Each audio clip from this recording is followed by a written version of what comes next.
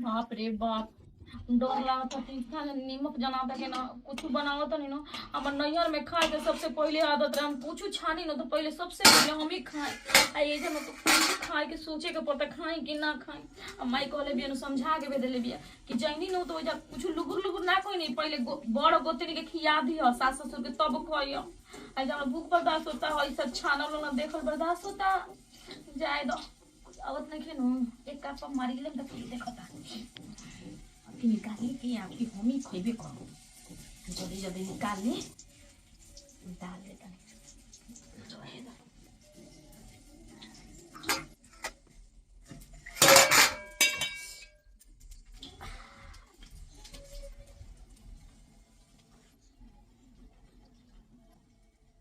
बाप रे बड़ी गरम बा।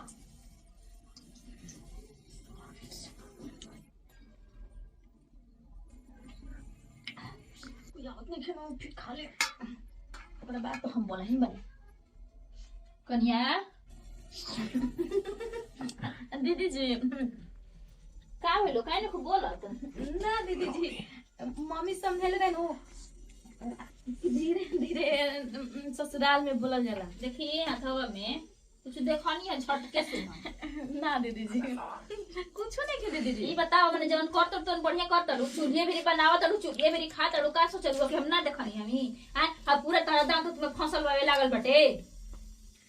ए दीदी जी बर्दाश्त ना भइला खा लेनी है तो देखी अतना तारा पेट में राक्षस समाइल रहला कि 5-10 मिनट बर्दाश्त ना भइल रे।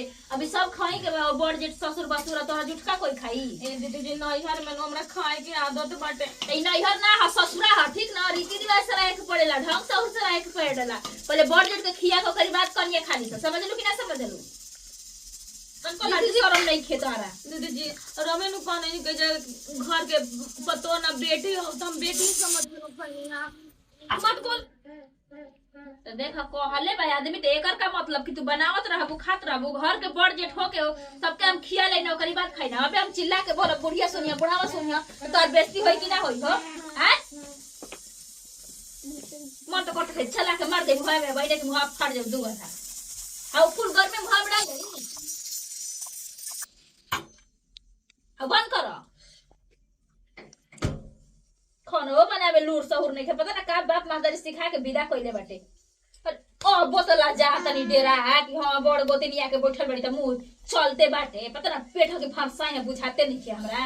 खोरम रहे तो मुंह में खा लेनी क्या ही खाई हो अब हम खाए। अरे एक मोरी के कर दो आ डाल दे बहिना डाल दे हम समझ लो कि ना ना दीदी बेशरम कहीं के लाज शरम नहीं खे आ खाली खा हो गयो त ने बाप मादरी ढंग सिखाइले बाटे। बरछट कर लड़ ले कैसे करे के चाहिए नहीं के सिखाइले। दीदी जी घर में रहेगा तो ढंग से रह नहीं तो जान तो नहीं खूब अपना खराब हई हम आओ ढील कले मुहावा में तेल डाल दे बबाई ने उछोल दे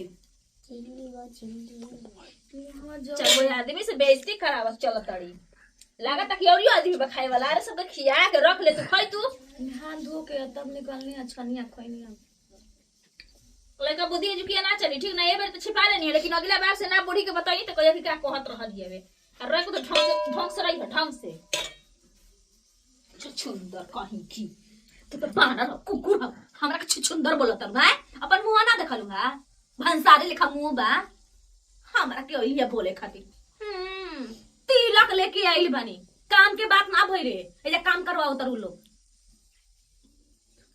छना उठा से छोलनी सब मरिया ना बा के ना देखलिए छोलनी सब मरिया किनते नहीं की चल हम थाना में तो चलिए दहा देखे बाप रे बाप अपने कहली ये कने ए जन पतो न बेटी उतार ले बानी अब बेटी लेके खाता नहीं तब इनका दाह बढ़ता आह दादा हमरा से त मोटा के हाथी हो जाए तब न मारी त चिन्हते ने को एक लात बुद्ध हम फफर के मरिए जइबू हमरा के इलिया बोले खातिर भले शरीरिया में मोट बाता का एक लतिया मसलिए दे हम मुंह ना देखलिया ना देख खाइम ना के करा में बोले का दम बा अब तो ले खाइम बोले का बता बोल हिम्मत आओ बताओ ये दादा मर माई को हलर है उस देही तो सबके इज्जत करी है इज्जत करे भर न करम छोना उटा छोलने से मरिया हमर ओता में दही जमल बा दही मार के हम फफेलिया फोड़ दे चिंते में खुलो हमारा के मर जन लोग डॉट ना साला ठंडा इतना ना लागत नु कि कहीं जाए के मन करता।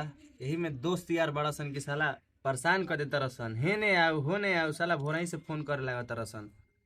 एकनी के बियाह भई रहे तब फोन कइला पे सार लोग घर से बहरी ना निकलत रहन लोग। अपना भी जी कहत हम लोग कि मेहर मौग बा, साला घरे में घुसल रहता। का करी, नया नया बियाह भइल बा तो घूमत चली ठंडवा में। ठंडा इतना ना लागत कि का कहीं। ना ठंडा लागत तो मेहरारू के लेके सटल रही, काहे के घर में से बहरी निकलब। औसन तो मेहरारू आई भी घर में ना कि मन तो पहले से कपारे एकरा फोड़ दे, लेकिन कुछ ना का भइल हो जननी। अब पकौड़े बनावे के दिया बटे तो मन तो करता कि छोटा धके खबर दइए बहिन। का भइल है ओइ जे बनावती ओइ जे के खाती है संस्कार कर बाप पैसे खइले बटे खाती है बाबा जी सिखा देंगे तो जानते ना कि हमर रंग रूप कैसन होवे। नागिन है एके बार 10 तो पीछे तू पाके डटलू है ना, ओजे बनावती है खाती है तो हम के हई जी रउवा कहब कि ए भाभी दर दे हो तो दर दे बन के रह, हमार माई बाप बने के कोशिश मत कर। तो रउवा ओकरा के बोले के समझाई चाहे नु, डांट और समझाओ, के समझाई ओकर झूठका खाई कोई। आई रउवा समझाई, रउवा एक दिन उंगली उठा दे हमरा पे तू के हो हमरा मेहरारू के डांटे वाली बोले वाली। रुको तो हमसे समझावत तनी एकरा के, रुक जा। ये कुल करत एकर माई बाबू ही सब संस्कार सिखैले बड़न हो। बताओ आ देखे गई रहो लोग तू ही लोग नु कि ना कन्या बड़ी ठीक बिया। अरे तो कोई ऊपर से ना देखी कि ओकरा माथा पर लिखल बा कि ओकरा दिल दिमाग में का चलत हवे, यही से हम उहे बना लेले रही तो ओकरी बाद खइले रही तो कितना अच्छा लागी। ससुर भसुर बा कोई झूठा ओकर खाई। अच्छा तो जाए दो, तो हम कोई कदी हनी के कनिया तो घर में का बेटी हो पतोही ना तो कहते कि रउवे ना कहले रही कि बेटी हो पतोही ना तो बेटी तो बना सकेले खा सकेले। अरे इहे कोनो बात भइल। जाए दो ओकरा के समझाओ मनाओ कि ऐसा ना करल जाला। अभी का करबू, कितनो भी है तो नया बिया नु, तो नया बे तो का कपार पर चढ़ के रही ना जा तनी हम समझाई ओकरा के। ढंग से उसे रहस न तो जितना बढ़िया है उतना हम खराबो है। अभी धक लतावा से कई बार मार के खून जाए के दो तो मरियो भौजी, जाए। झगड़ा ना करल जाला। इहे कुल हाँ करबू रउवा हो। सिखावे लगनी माने की तो आ इहे देख कुल ले बच्चा के करबू। उहे हाल भइल बाटे। झगड़ा लड़ाई ना करल जाला। का कहियसन गांव वाला कि का नया कहियसन? नया शादी भइल अपने में लड़त तड़ी का सन दोनों कहियस पतोहिया। बढ़िया तो कहियस कि फलाना का पतोहिया आइल तो बढ़िया कहियसन और मजा लिहसन गांव वाला। तो ई रउवा के ना दिमाग में घुसे के चाहिए कि मजा लिहस तो समझा के राखी बुझा के राखी। ऐसे ना घर दुआर चल पाई, समझनी कि ना समझनी। अच्छा, हम समझाई। फोन करब आ कहब कि जिया के बंटवारा करी हमरा बस के माने नहीं भाई के भाई बात। में झगड़ा लगेबू, काहे ना लगवाई। ई सब ना करल जाला। दूसरा कोई ई खाइयो ई कर, सब अपना मत सुगर सोचो, बन दिए, ई सवरिया सब मत राय। सोचो। हम मनाई, हम कहत नहीं जाते नहीं ओकरा के समझाई। अभी का करबू, नया बिया नु, छोड़ अरे दी आदत। तू मेहर मऊगा भाई ने ले हो गइल तबे ले गइल बड़ा तू समझला। अच्छा जाए द भौजी, हमू जात नहीं ओकरा के समझाई बुझाई, ठीक बा। अब की अली से अगर ऐसे करी तो तू हमरा से कहियो। ठीक बा जा हट के बैठ के आगे मत खा। अच्छा रुको हम देखत नहीं। आगे जर जाता है एकदम से। बतावा हो ना कहब तो ओकर मन न बढ़ जाई। वैसे मेहरारू घर में के रहली हम तो बटले बानी कि सबके खिया पिया के कुल काम क द के ओकरी बाद खाइब। आई हम सोचब कि हमरा घर के आदमी खा ले, हम खाइब नहियो खाइब तो कोनो बात नहीं खे। लेकिन ई ढंग से और अच्छा नहीं खे। हम बर्दाश्त कर लेनी, 4 गो आदमी देखी सुनी तो का कही, गाड़िए ना देई। हमरा घर के कोई खाना पीना खाई चाहे रिश्ता चलाई जनतो नहीं की हमरा के बस जोटा का बार के फेंकाइए जे वैसे रहे कोई तो ढंग से और से रही नहीं तो तहरा बाप मातारी के हम फोन कर दे चल जइहा। ए जो किया तार गुजारा ना हो। ओ हाँ माई प्रणाम। अरे जाना तरे माई, हम कौन घर में तू हमरा के बियाह कर देल दम हमरा मन सा जाला जान तरे। अरे जाना तरे माई का कहतिया, वो है हमर गोतिनिया कहतिया। अच्छा बताऊ, हम तोरा आदत बाटे नु कि हम नैहर में कैसे छान के तुरंते खा लेते हैं। अब ये छान के हम खा लेनी नु तो कहतिया कि लूर लक्षण सीखा बेटी पतो के। बताऊ तो आपने कहली कि जब पतो ना बेटी ले जाता नहीं जा, जब बेटी बने तुम खाए में हमार का दिक्कत बा तू ही बताओ तो। हाँ तो सुन ले, कान खोल के हमू कह देनिया कि हमरा से ई सब बर्दाश्त ना होई। आ ज्यादा बोलिया नु तो हम उठा लेम डांटा उंटा हमरो हाथ में नु दही नहीं के जामल। पता कल छुड़ उठा के छोन ले, उठा के हमरा के मारो तरी कत देख ला छोन ले। ऐसे कहल जाला नया नहर बानी नु तो ऐसे छोड़ दे तनी जान ले। आ देखे दहेज के बात भई रे, काम के बात ना भई रहे। तो कर दे तनी तो इहो कहू के ढेर मान ई लोग कहां बड़ू हो, काम कर दे तनी। ए वहां के काम कुछ बोले का ठीक करे बोलो? भाई प्रणाम रख तनी। ए जे बैठल बड़ू हो टका टका पार में बैठी चढ़ के तो बैठी। हौ का कहतड़ी भौजी। टका कहते हमरा के का कहतन। अरे चुप रह, चिल्लात काहे बड़ू, तू पागल लेखा चिल्लाए लगेलू एके हली। हां अब तो पागल बनेबे करम जानू घरे अच्छा आगनी ई तो। बताओ, सुनो सुनो हमर बात। भौजी कौन गलत कहली है ई बात बताओ हमरा के ओइजे बनाओ तर ओइजे खातर इहे कुल संस्कार तार माई बाबू देले बड़न ए हमर माई बाबू जितना बड़का बढ़िया संस्कार मिल गइल बनू रौरा के ना मिलल हो जनी त माई बाबू तार संस्कार देले बड़न चूल्हा पर बैठ के खाए खातिर आज राउर भौजाई काहे हमरा कहनी कि बेटी बराबर बाड़ू पर तो त ना बेटी बराबर बाड़ू तो का करबू पतो ना ई बेटी हई त बेटी कहूं खा सकेली सन त उनकरो बतिया रखल जाला चूल्हा बिरी बनावो तर उहे खा तरु त कहां खाई तो उ झूठा होता नु सास ससुर तार झूठा खइहन झूठा कैसे होला ओमे ऐसे खाई ओसे धरम तब खाई, झूठा होला तो वही में अच्छा सब निकाल खात के खा रहू। लेनी त झूठा कौची हो गई ना त ई कुल मत कर उहो भौजी बाड़ी मान ल हाथ ना करत त हमनी ठीक खातिर ठीक कैसे ठीक हम मान करबू लेता हम गलती कइले बानी ठीक बा मान लेता अरे और माई बाबू तो दहेज लेल बानी लोग नु भाई भौजाई हां तब दहेज के बात भइरा काम के तो बात ना भइरा त हम काम ना करम हां दहेज माने दहेज देले बड़ू तो काम ना करबू बैठ के खइबू बाबूजी बैठ के हम हाँ, खाई बाबूजी। हम नहीं जाना कुछ नहीं जाना काय बैठ तबे जाओ। ले का चीज भइल बाजी कितना आवाज आवत हवे घर से बहरी ले कुछु ना उहे समझावत रही मने ही बताओ तोहर बाप माता री दान दहेज देले बता खाली कहले बा कि बेड दूरी ह आय आ नौकर काहे लगा के भेज दिहलस ना दान दहेज जिनकर माई बाबू देखी देले बड़न त ना हम माई बाबू के बोलो मत जन्नी नो ना।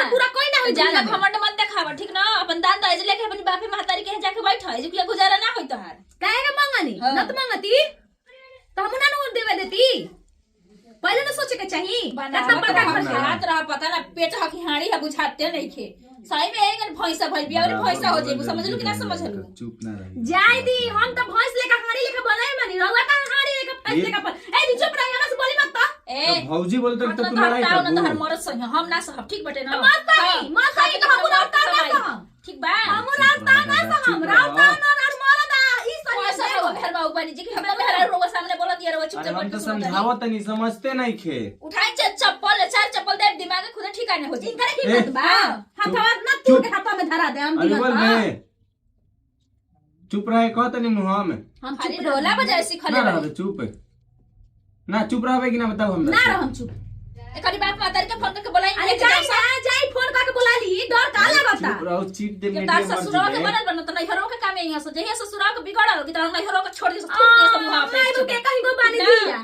एक तो रहा चाहे चार को रहा तो हमने लेकर फेंक जो कर तार घमंड बा ना घमंड एक मिनट में चूर हो जाई हमार घमंड तो रावण ऐसा आदमी के तो घमंड है चुप रह रहना गए रे। हमार घमंड कोना एथी के बाटे जी चने आन कइले बानी हमरा भी ओना ना कहनी और सुखर तो पानी में आग एकरा के लगा मारी का भौजी सुनत या देखत तारू ए वो पूछ ढेर मत बोली मारी हमरा बोली तो लग बोली तो बारा बोला मत जनी नो अरे ली ना है चपला वाली हक ना हिम्मत अबे मार भी फोन करके ना तो फोन चल निकल मेरे घर से जल्दी निकल कैसे निकली जी जाए दीजिए छोड़ दीजिए निकल कैसे जल्दी निकली जी देख ले अबे अरे माई अरे जाए दीजिए मर जाइए बहिने गइया यार नो तो थाना में सबसे पहले तुम्हारे नाम देने अवस्था अब तक ये मर दे बहन चक दे मुड़िया ने दिए मरी दे कर भगवान की प्यार करो ना मार के देखो अरे बाप रे अरे बाप मुआ दे चुप चुप आए रे मार के मुआ दे जी को बचा कर मर दे आई नटी अच्छी नारी के चला